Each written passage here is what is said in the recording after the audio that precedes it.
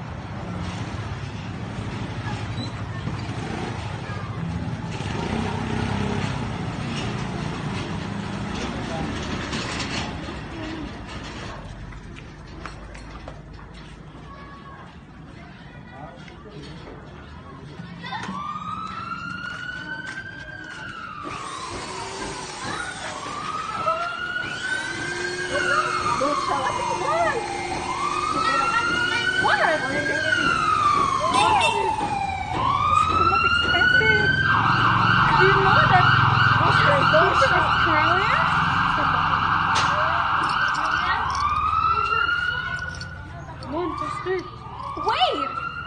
Don't shout. I think I'm gonna die. Stop talking.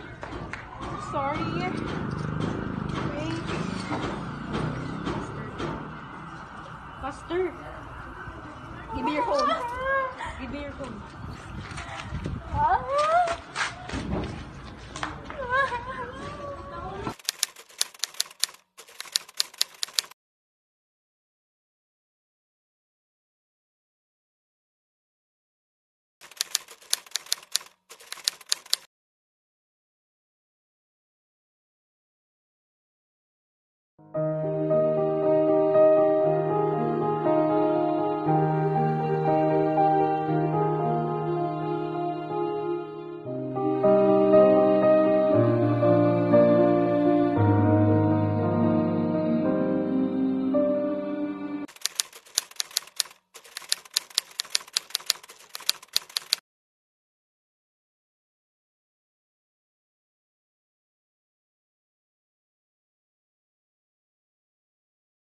This is for educational purpose only, and I hope you learned something from my video presentation. Please watch it, guys.